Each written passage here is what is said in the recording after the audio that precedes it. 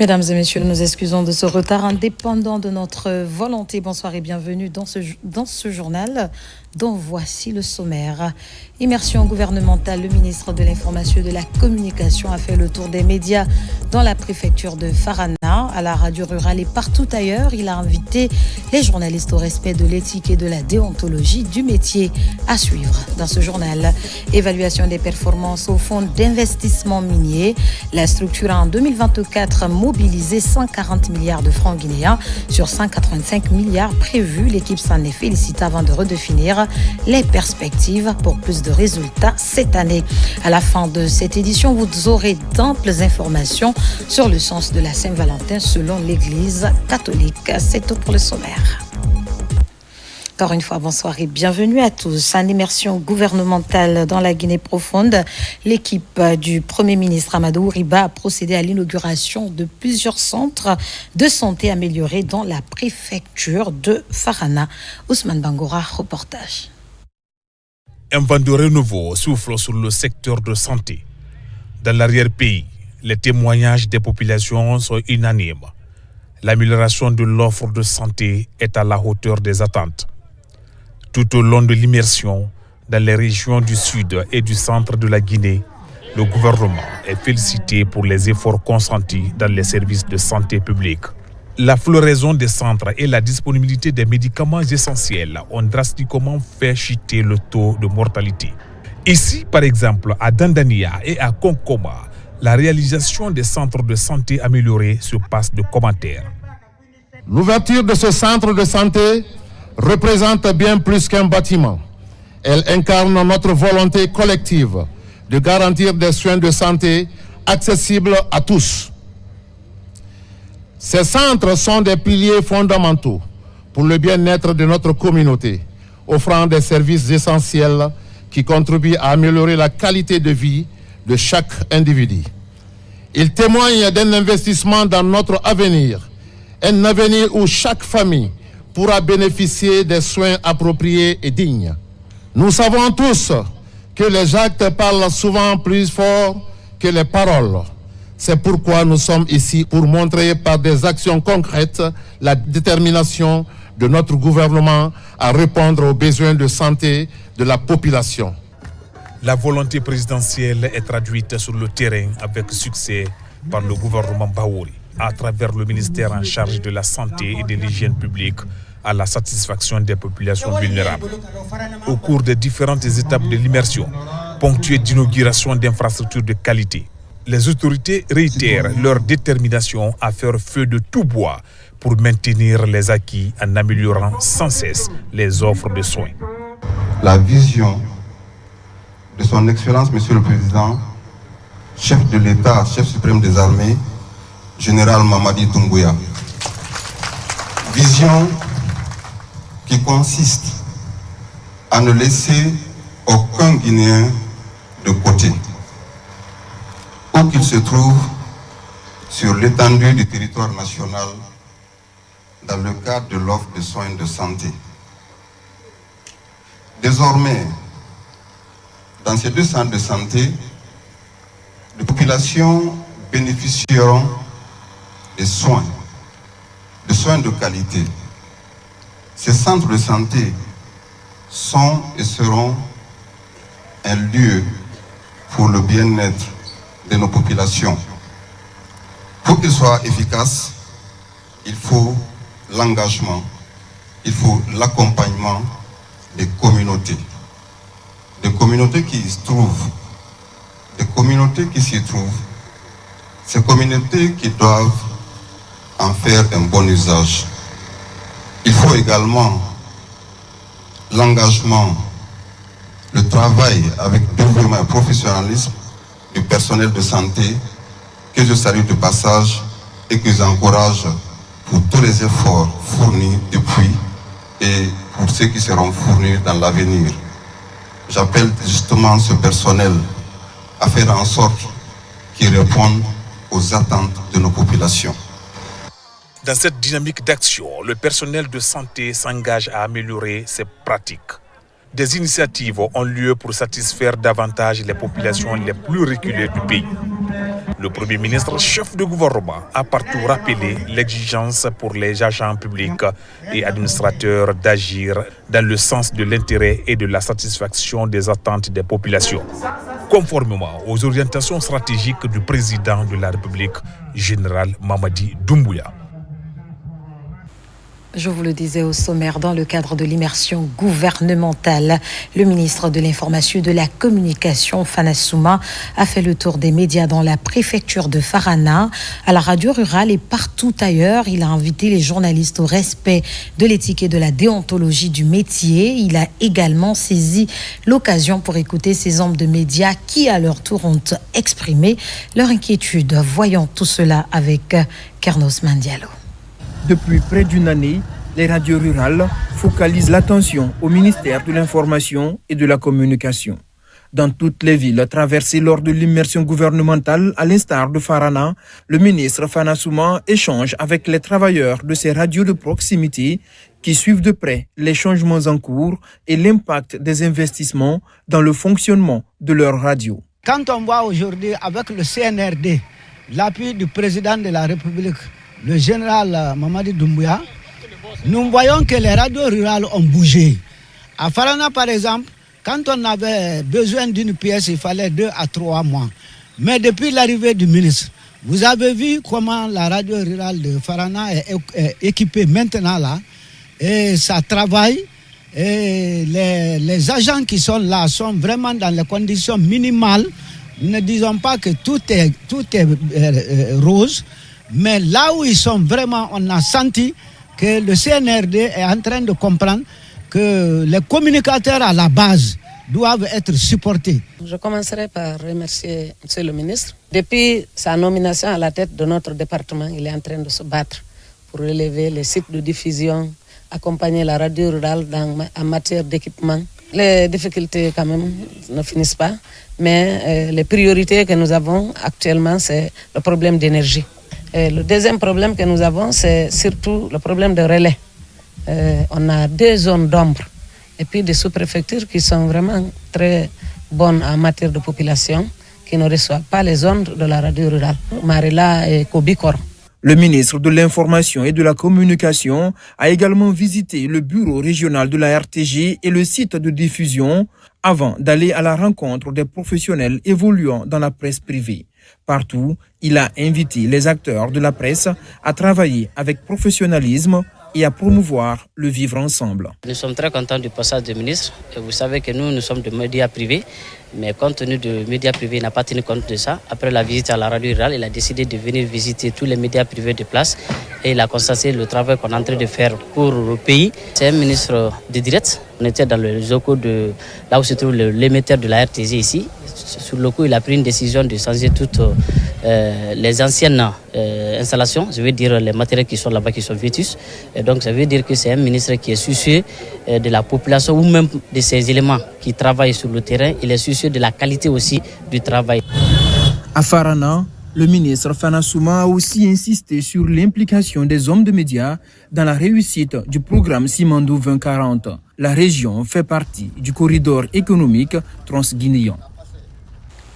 Dans le même registre, le ministre de la Défense nationale poursuit sa tournée en région forestière, à Massanta, précisément à la base du bataillon opérationnel régional. Il a transmis les messages de félicitations du chef de l'État à la troupe, mais pas que. On en sait un peu plus avec Caporal Mabinti Keïta, correspondante de la presse militaire.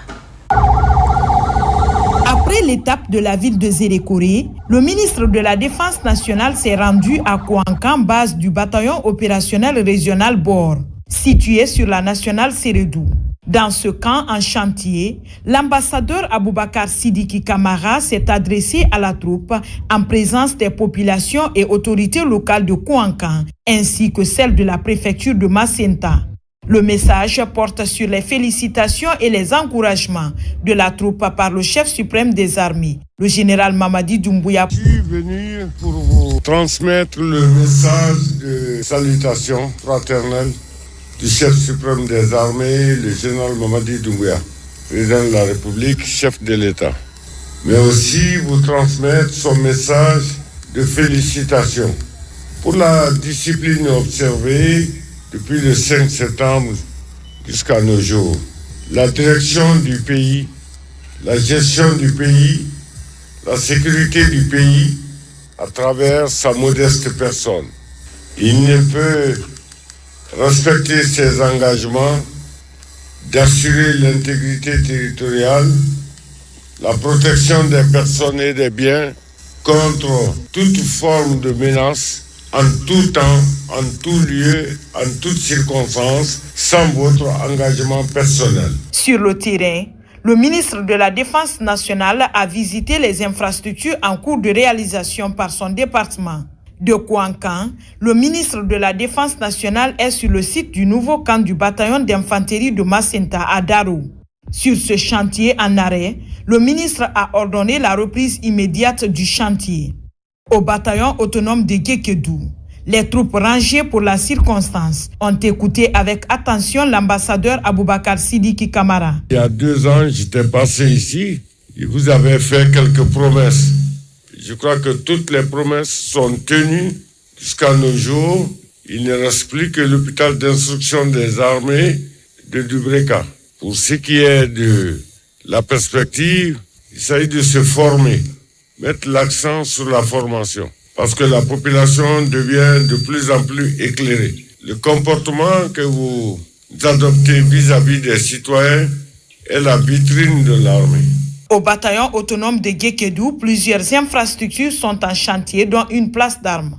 C'est aux environs de 19h que le ministre de la Défense nationale et sa suite sont arrivés à la compagnie d'infanterie de Kissidougou. L'ambassadeur Aboubakar Sidiki Kamara a transmis le message de satisfaction du général Mamadi Doumbouya, chef suprême des armées, portant sur la discipline et l'accompagnement positif de la transition par les forces de défense et de sécurité. Retour à Farana où la ministre de la Promotion féminine rencontre les femmes de la localité. Elle veut connaître leurs priorités du moment pour des mesures d'accompagnement dans le cadre de leur autonomisation. Elle a par la même occasion sensibilisé plusieurs d'entre elles sur des sujets cruciaux de leur existence. La suite avec Ibrahima Oulé Fofana. Avec cette immersion gouvernementale, chacune des couches sociales entend y trouver son compte. C'est le cas de la gente féminine et les personnes vivant avec un handicap ici à Farana. À la Maison des Jeunes, la ministre, en compagnie de son collègue de la jeunesse, confère avec cette couche défavorisée. À ce jour, ce sont 2 secteurs où plusieurs efforts ont été consentis dans l'amélioration des conditions de vie de celles-ci. Il était important pour moi de rencontrer les femmes, de les écouter, d'écouter leurs doléances, mais surtout de rencontrer aussi celles qui ont pu bénéficier il y a 2 ans de l'accompagnement du président de la République, l'initiative d'accompagner 300 groupements féminins. Et nous avons vu que le résultat est là. Les femmes ont réussi à faire des choses. Maintenant, la suite, c'est à nous de concrétiser, de continuer dans la même dynamique lancée par M. le Président de la République. À travers un autre fonds que M. le Président de la République a toujours voulu mettre à la disposition du département en charge de l'autonomisation et de l'entrepreneuriat féminin, nous allons voir comment les accompagner et leur donner des fonds pour pouvoir démarrer une activité génératrice de revenus. La mission conjointe a également effectué une visite guidée dans les locaux du Centre d'autonomisation et d'entrepreneuriat féminin de Farana. Là, Charlotte Daffé et Kiamou Bogola Haba ont rassuré ces filles de l'accompagnement du gouvernement pour leur épanouissement. Ce qui a été vraiment intéressant, c'est de faire cette activité conjointement avec le ministre de la Jeunesse qui devait aussi rencontrer les jeunes de Farana. Donc nous avons identifié qu'il y avait vraiment un grand espace ici, bien sûr appartenant au ministère de la Jeunesse, mais pour une question de mutualisation des efforts, puisque nous sommes le même gouvernement. Nous allons voir dans quelle mesure nous allons rénover l'ancienne maison des jeunes. Nous allons faire un plan commun avec le ministère de la Jeunesse, relancer très rapidement les travaux. Charlotte Daffé a poursuivi sa série d'activités dans le secteur d'Iloya, dans la commune urbaine, à la rencontre des femmes évoluant dans l'extraction du gravier pour subvenir à leurs besoins. Là aussi, elle a instruit son inspectrice régionale de les recenser afin de trouver d'autres alternatives dans l'optique d'abandonner cette activité pénible. Nous ne changeons pas de sujet. Le ministre de l'Enseignement supérieur, en compagnie de son homologue de l'agriculture et de l'élevage, met les bouchées doubles pour relancer les travaux d'aménagement de la plaine de Fonkama, une plaine de plusieurs hectares qui devrait contribuer à l'autosuffisance alimentaire. Mais pas que. Mounir Barry nous en dit plus. C'est une immersion qui touche tous les secteurs de la vie économique et sociale dans la région qui abrite l'Institut supérieur agronomique et vétérinaire de Farana. Les potentialités agricoles sont énormes. Dans cette plaine d'expérimentation de Fonkama, par exemple, l'ambition est grande, relancer les travaux d'aménagement pour promouvoir l'autosuffisance alimentaire. Ici, plus de 180 hectares seront aménagés après les travaux d'évaluation et d'inspection sur le terrain. Ce projet donc a commencé il y a très longtemps et le département a décidé de le remettre sur la table et de le faire accélérer. Nous sommes ici pour l'évaluer. Il faut dire qu'il est en retard. Il était réservé 260 hectares depuis une quinzaine d'années que ce projet a commencé. Environ 90 hectares ont été occupés illégalement par les riverains. Et aujourd'hui, nous sommes en train de travailler pour finaliser l'aménagement des 180 hectares restants.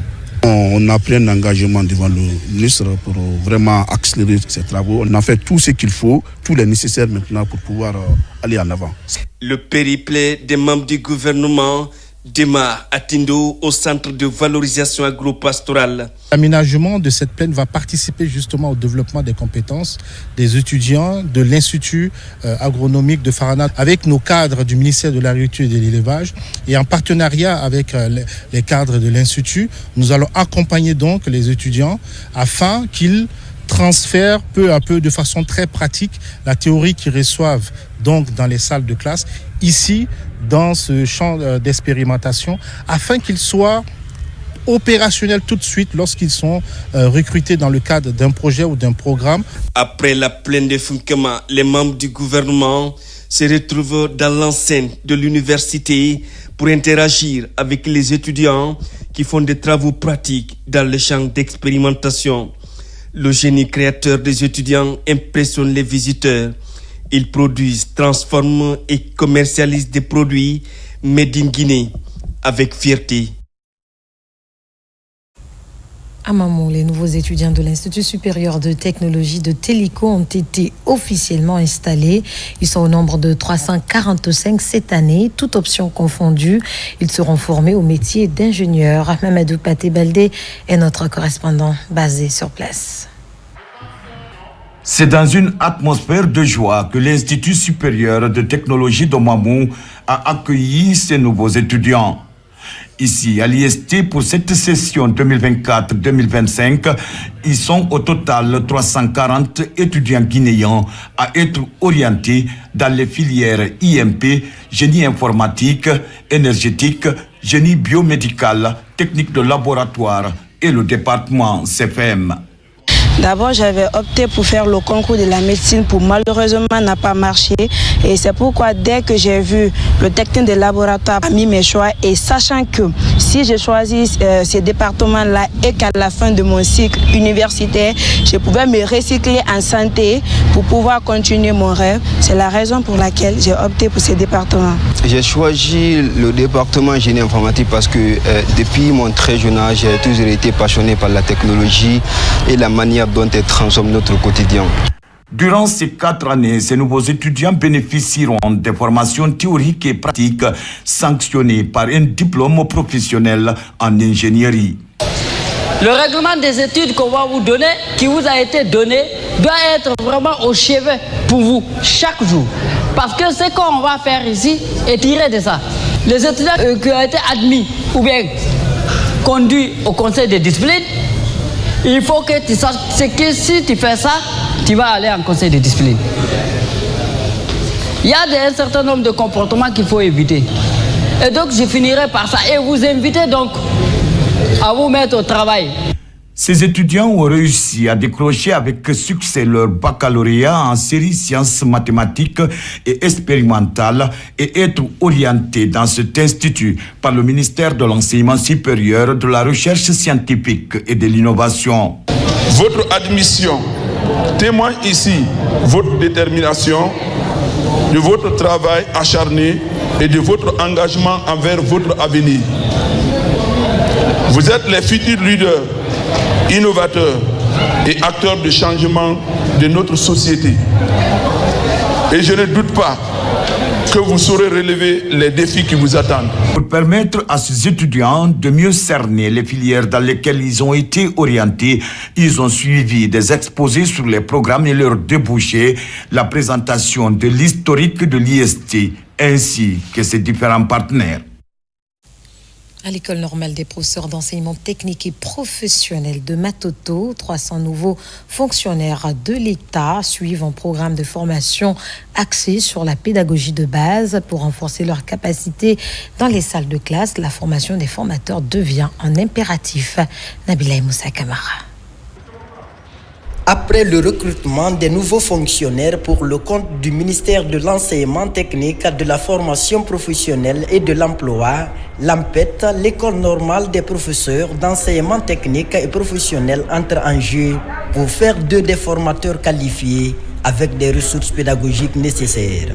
Le premier contact est surtout mis à profit pour découvrir le potentiel de chacun des nouveaux fonctionnaires et les préparer à remplir efficacement leur mission dans les écoles techniques.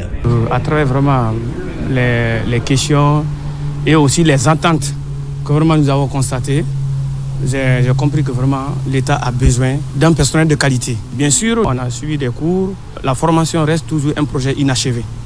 Et à l'issue de cet entretien, je pense que les lacunes ici peuvent être détectées et puis les formateurs pourront savoir qu'est-ce qu'il faut. Après cette première phase, place aux formations en pédagogie avec les formateurs de l'AMPET. Une étape indispensable avant tout déploiement dans les salles de classe au contact des apprenants.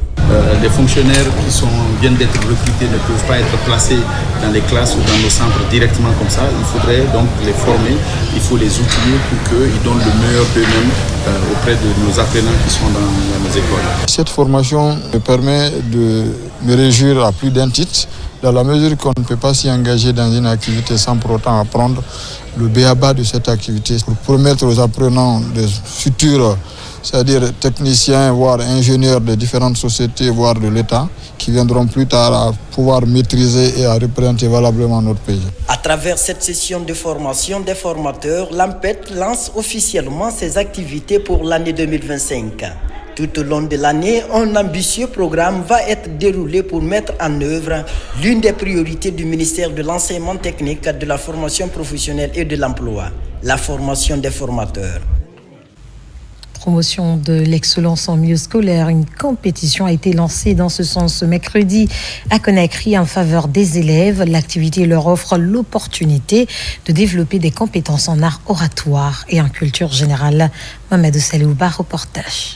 Chers débatteurs, au fil du temps, cet espace d'émulation est devenu le rendez-vous privilégié des meilleurs élèves de la capitale. Dénommé School Challenge, cet événement porté par l'université Nongo Conakry offre l'opportunité aux participants de développer des compétences en art oratoire, en culture générale, mais aussi en création artistique. Il s'agit d'un cadre unique d'expression intellectuelle et culturelle. Un espace de dépassement de soi où les jeunes talents de Conakry et d'ailleurs ont l'occasion de se mesurer, de partager leurs connaissances et de développer des compétences essentielles. Cette troisième édition de ce rendez-vous de promotion de l'excellence en milieu scolaire est axée sur l'emploi jeune.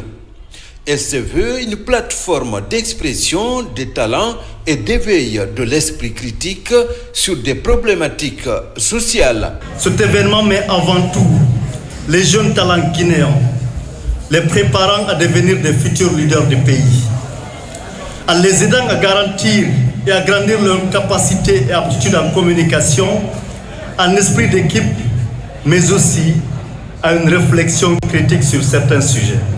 Sachez que ce travail sera accompagné aussi par le ministère du tutelle. Nous disons grand merci aux initiateurs, nous disons grand merci à tous les acteurs. Venus de plusieurs établissements scolaires, ces élèves vont rivaliser pendant plusieurs jours. Une occasion de développer le leadership chez les jeunes, la créativité et l'innovation. Les meilleurs vont répartir avec des prix.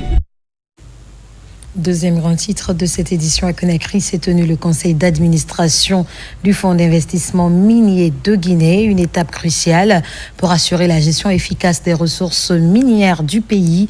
La structure a en 2024 mobilisé 140 milliards de francs guinéens sur 185 milliards prévus. L'équipe s'en est félicitée avant de définir les perspectives pour plus de résultats dans le financement des activités cette année. Saint-Martin Fancinadono, Kandesila. Le Fonds d'investissement minier est un outil essentiel du ministère des Mines et de la Géologie qui joue un rôle central dans le développement économique du pays en soutenant des projets miniers durables et responsables, profitables aux populations guinéennes. Cet élan, les membres du conseil d'administration de cette structure publique comptent le pérenniser. En ce début de l'année 2025, ils se retrouvent pour évaluer les performances des projets, les résultats obtenus et le budget de l'exercice 2024, identifier et évaluer les risques associés aux investissements, facilitant la mise en place de stratégies coordonnées à travers l'approbation et l'accomplissement du plan d'action opérationnel du ministère des Mines et de la Géologie pour 2025. Donc nous avons discuté de ce budget qui se chiffre à 183 milliards pour 2024 et pour 2025 il y a eu une augmentation de crédit. 2024 la réalisation avait été de 143 milliards parce qu'il y a quand même quelques retards dans les décaissements. Mais l'ensemble des actions inscrites au budget 2024 ont été exécutées et il y a de nouvelles actions pour 2025, notamment en tenant compte de la nouvelle vision exprimée par le gouvernement et de l'orientation donnée par le ministre des Mines et de la Géologie. En réunissant régulièrement les membres du conseil d'administration, la direction générale du Fonds d'investissement minier traduit son engagement à promouvoir la transparence et la responsabilité, renforçant ainsi la confiance des investisseurs et des citoyens.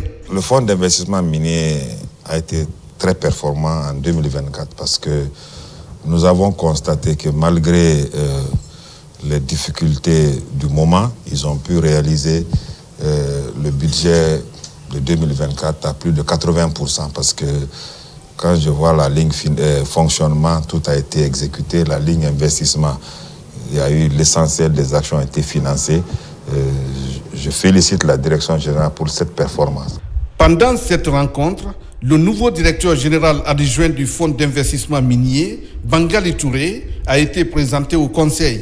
Pour les membres, les prochaines étapes consisteront à mettre en œuvre les recommandations formulées et à suivre de près l'impact des projets sur les communautés locales, garantissant ainsi que les richesses du sol profitent à tous les Guinéens. Dans l'actualité, encore un atelier réunit l'ensemble des acteurs de la chaîne logistique des chargeurs. L'objectif est d'identifier les problèmes du secteur pour apporter des solutions idoines. Abraham Christophe Conté, Mohamed Aïcha Silla. La direction générale du Conseil guinéen des chargeurs est dans la logique d'exécuter un des segments de la feuille de route du ministère des Transports. La mission est de créer un cadre de concertation entre le Conseil et les acteurs de la chaîne logistique de transport. Au cours de cette rencontre, il est question d'identifier les difficultés auxquelles les opérateurs économiques sont confrontés, mais aussi trouver des solutions idoines à ces problèmes. L'idée, c'est de se mettre à table, d'identifier secteur par secteur, parce que le transport est un grand secteur, donc des problèmes auxquels nous sommes confrontés.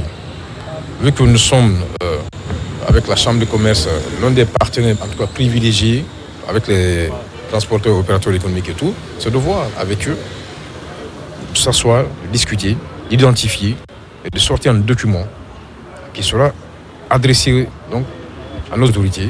Cette rencontre devrait permettre aux acteurs d'œuvrer pour la facilitation du commerce et la suppression des obstacles qui entravent la fluidité des opérations de la chaîne logistique et le transport. Il faut que les gens comprennent la vision, la vocation d'un conseil de chargeurs.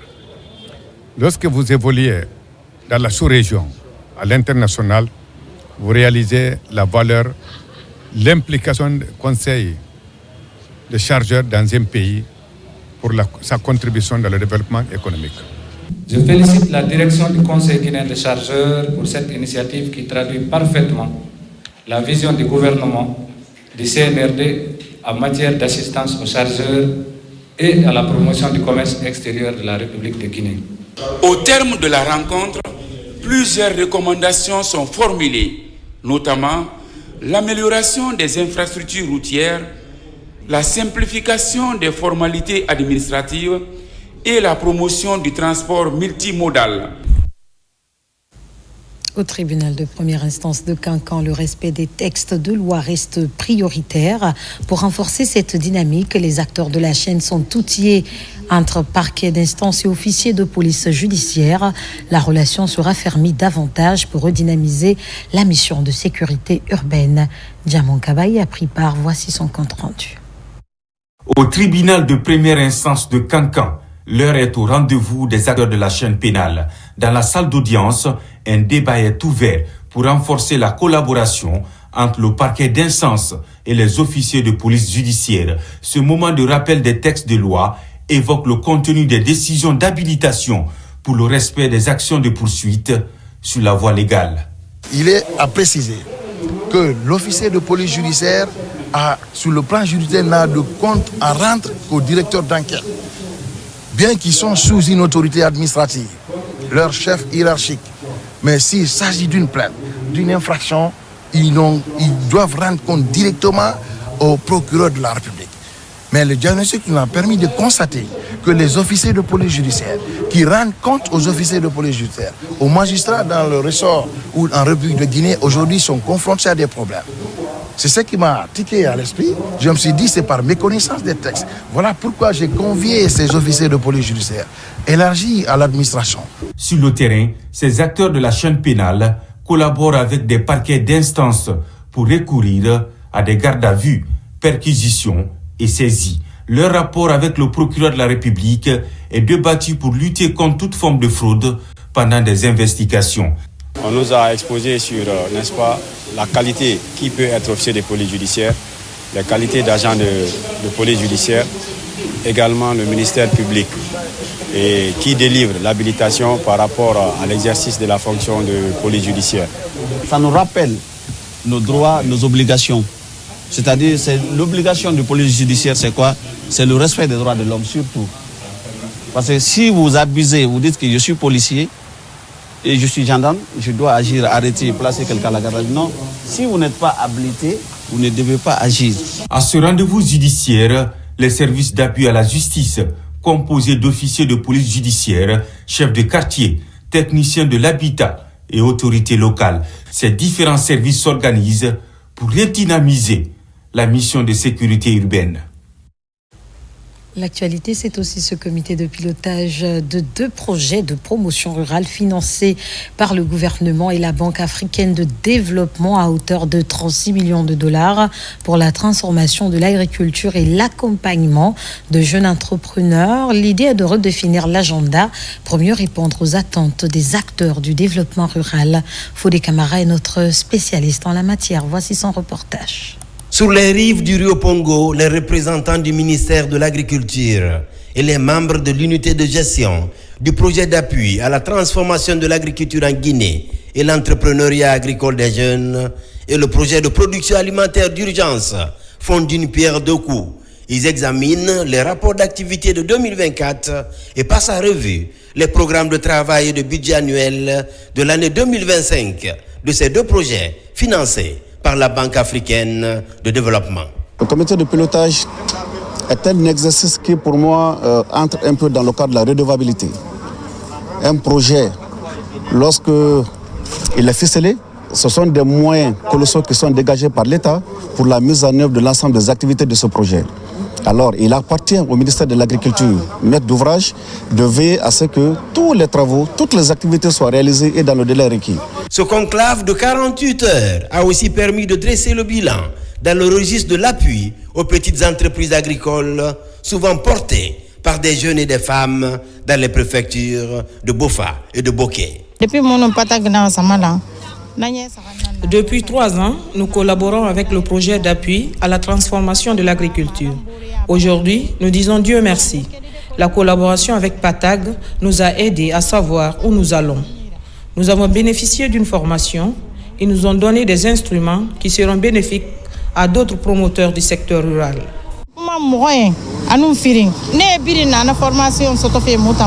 Au terme de 48 heures de comité de pilotage de ces 2 projets, des recommandations ont été formulées afin d'accélérer la mise en œuvre du projet d'appui à la transformation de l'agriculture en Guinée et l'entrepreneuriat agricole des jeunes et le projet de production alimentaire d'urgence.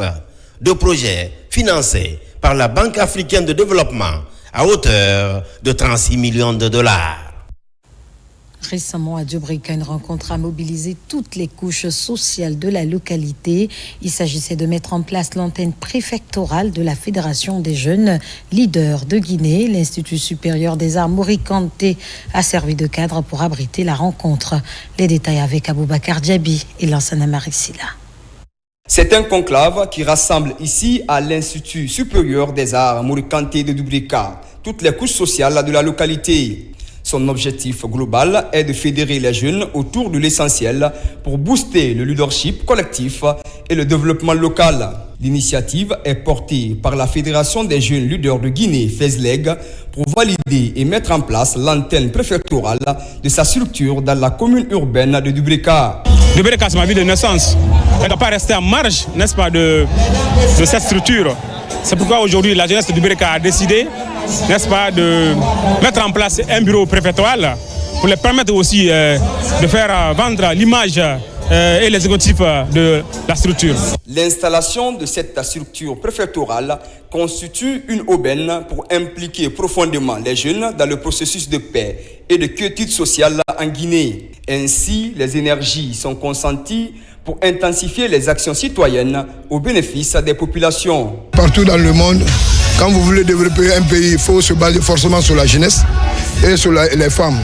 Donc la structure FESLEG est à la disposition du gouvernement, surtout à leur président Mamadi Doumbouya, pour le développement de notre communauté, précisément de Djobrika. Ces membres qui viennent d'être installés ambitionnent de mettre l'intérêt public au cœur de leur action.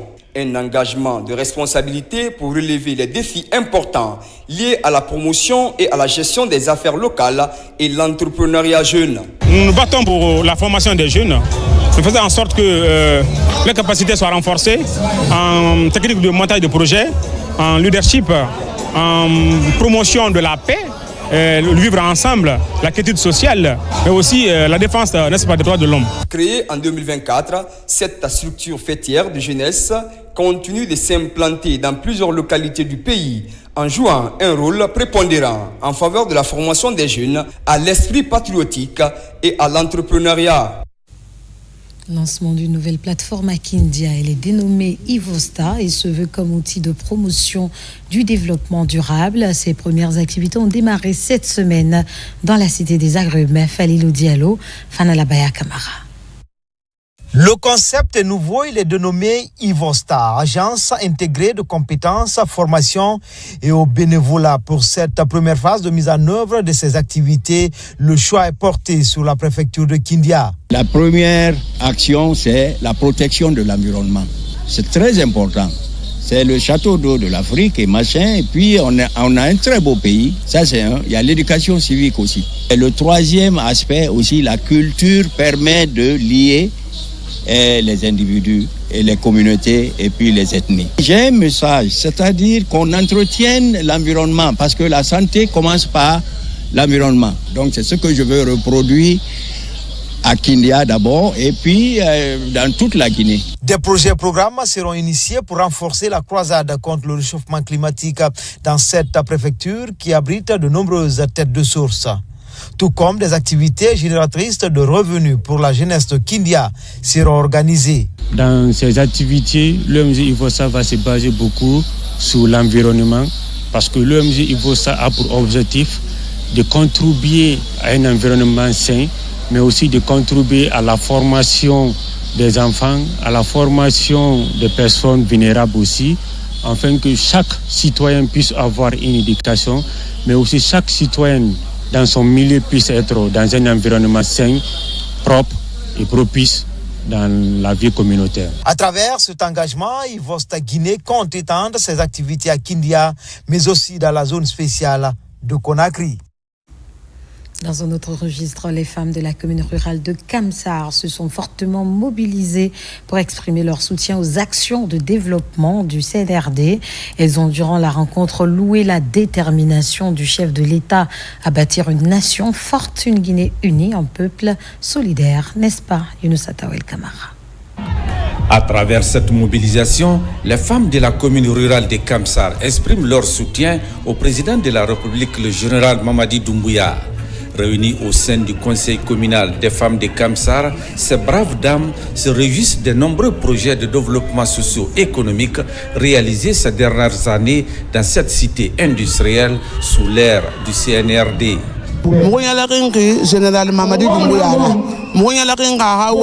Nous sommes très contentes du président Mamadi Doumbouya pour tout ce qu'il fait en faveur du développement du pays.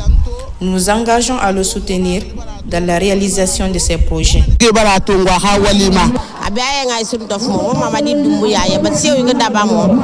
Le président Mamadi Doumbouya est une chance pour le pays.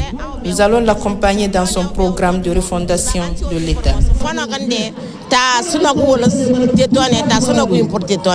L'occasion est mise à profit par le président de la délégation spéciale de la commune rurale de Kamsar et le préfet de Boké pour remercier ces femmes avant de les inviter à prôner l'unité, la paix et la cohésion sociale pour le vivre ensemble. Nous sommes tous à Bagata ici dans son esprit, l'esprit de refondation, la rectification institutionnelle. Nous sommes tous dans cet esprit-là. C'est ce qui fait qu'aujourd'hui, nous sommes en train de magnifier ce pouvoir à Bagata ici. Tout le monde est derrière Monsieur le Président, général d'armée Mamadi Doumbouya. Parce qu'en 3 ans, il a accompli l'impossible.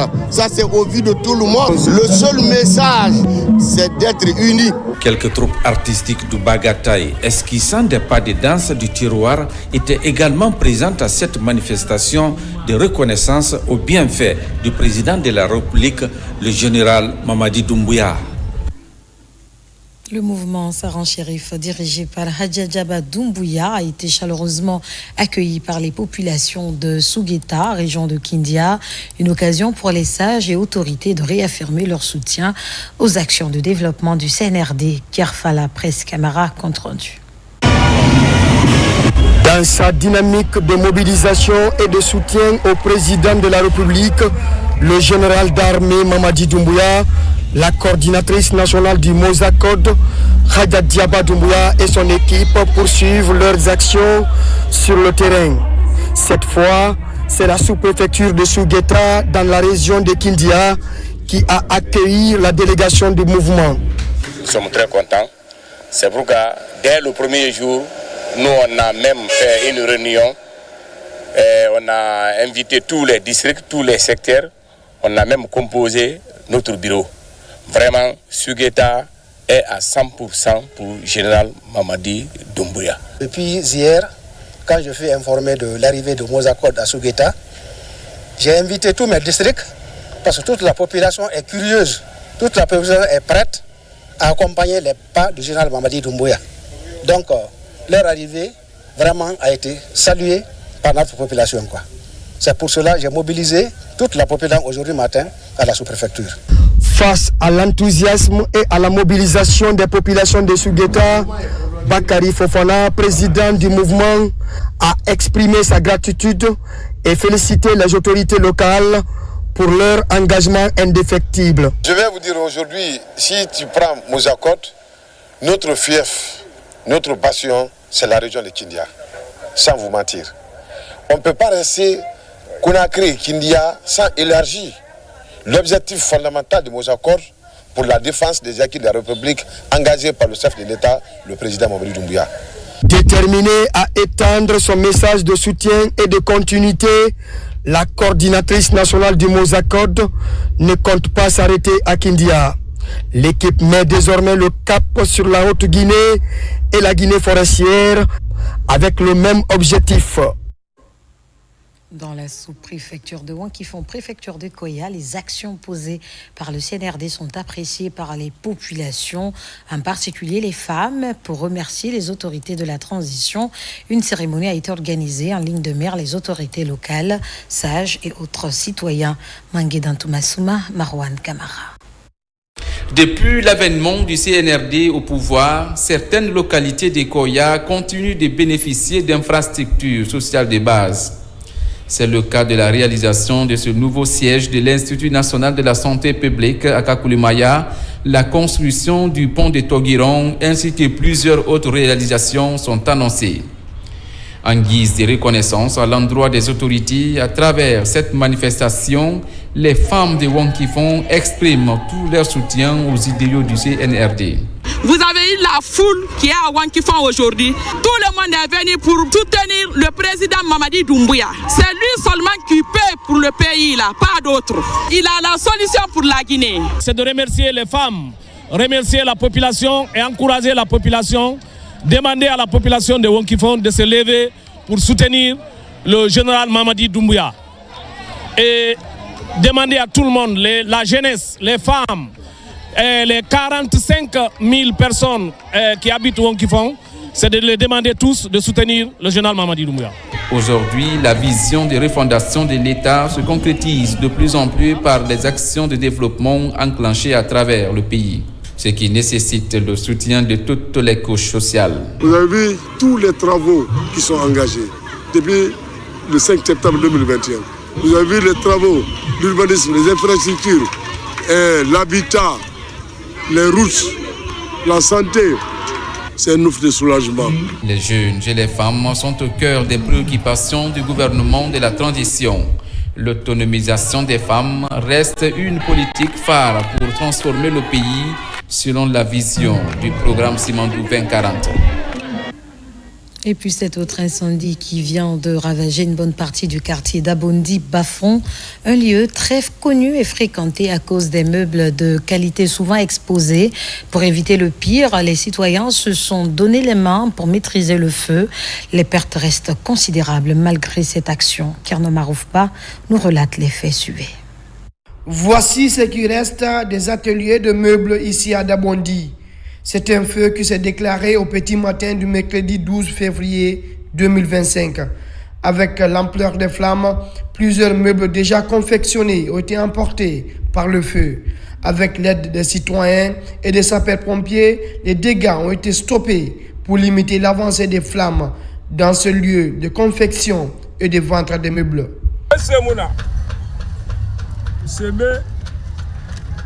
Il n'y a absolument rien ici maintenant. C'est notre stock qui est parti en fumée. Moi, personnellement, j'ai perdu plus de 20 lits qui étaient prêts à être livrés. Nous appelons à l'aide. Au lendemain de cet incendie, les victimes sont sur le site pour constater les dégâts. Sur cette surface aujourd'hui vide, 80 ateliers de menuiserie fonctionnaient en plein temps. Parce que les gens ici, là, il va trouver une seule lit avec un menuisier. Bon, hier, ça, il a parti. Et puis l'atelier aussi, c'est parti. Comme un lit va rester à Capital.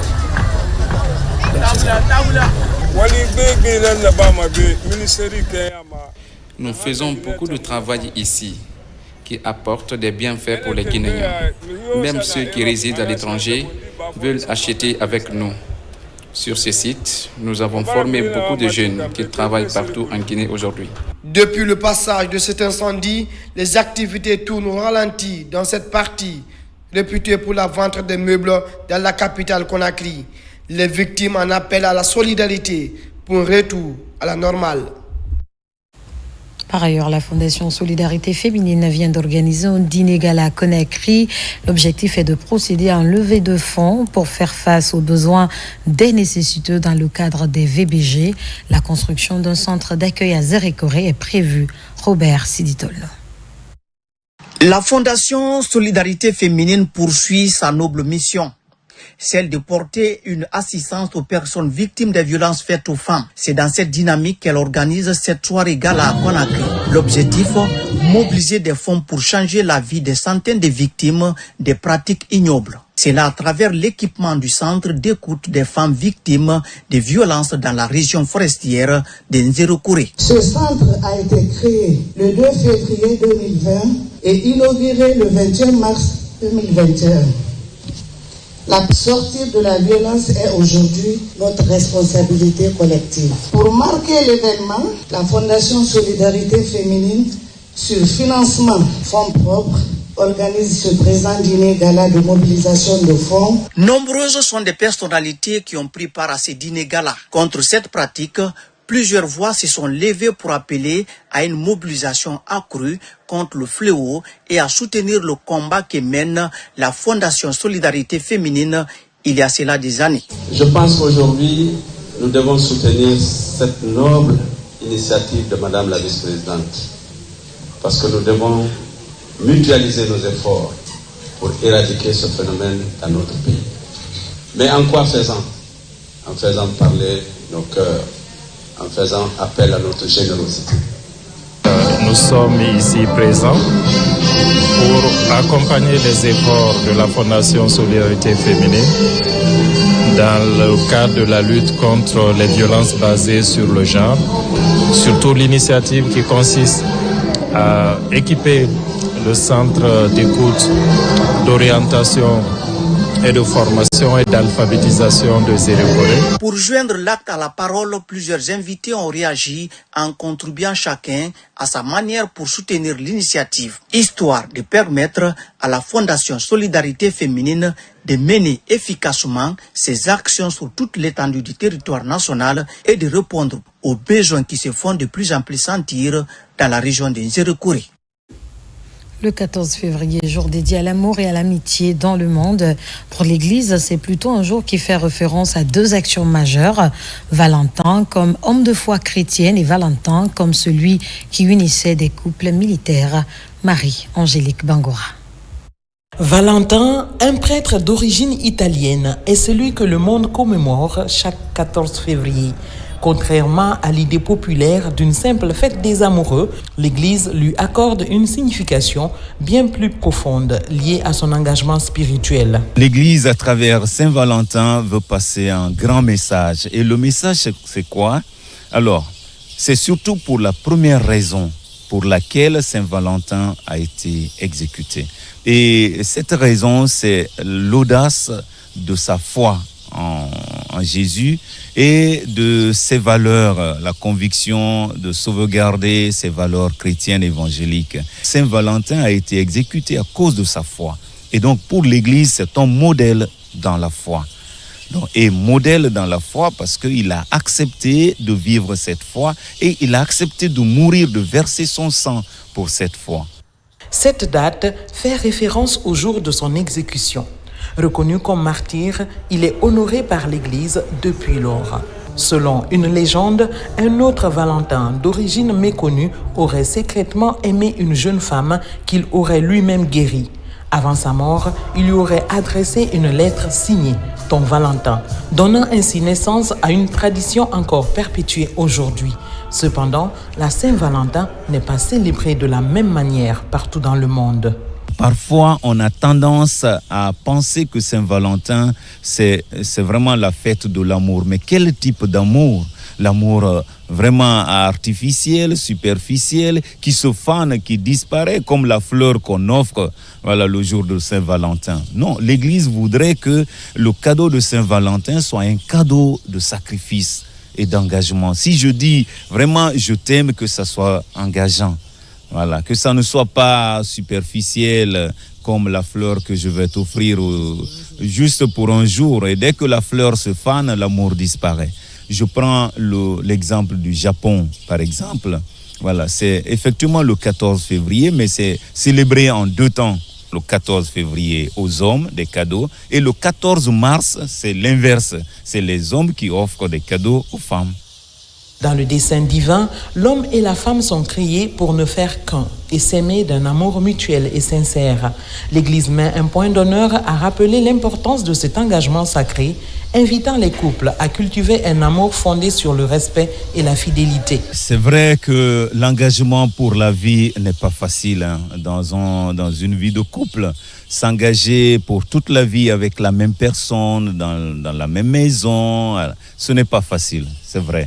Mais c'est pourquoi l'Église crée l'espace de formation. Avec les étapes de formation que nous avons dans l'Église, les couples réussissent à s'accepter et à s'ouvrir à l'horizon de leur vie. Et ce que je voudrais surtout demander aux jeunes, c'est de relire un beau texte que nous avons dans la Bible, l'hymne à l'amour, donc de la lettre de Saint Paul aux Corinthiens, première lettre, chapitre 13, les versets 1 et suivants, où Saint Paul dit « J'aurais beau parler toutes les langues du monde, s'il me manque l'amour, je ne suis rien. Je vais avoir toutes les connaissances de la terre, s'il me manque l'amour, je ne suis rien. » Voilà. Je peux faire la charité à tout le monde. S'il me manque le véritable amour, je ne suis rien. Je peux même mourir, sacrifier ma vie, verser le sang. Et si ce n'est pas par amour, je ne suis rien. Ce 14 février encore, certains couples renouvelleront leurs vœux d'amour. D'autres vivront de nouvelles rencontres, tandis que certains connaîtront des désillusions, pouvant ébranler leur confiance en l'amour. Ainsi vont les aléas de la vie.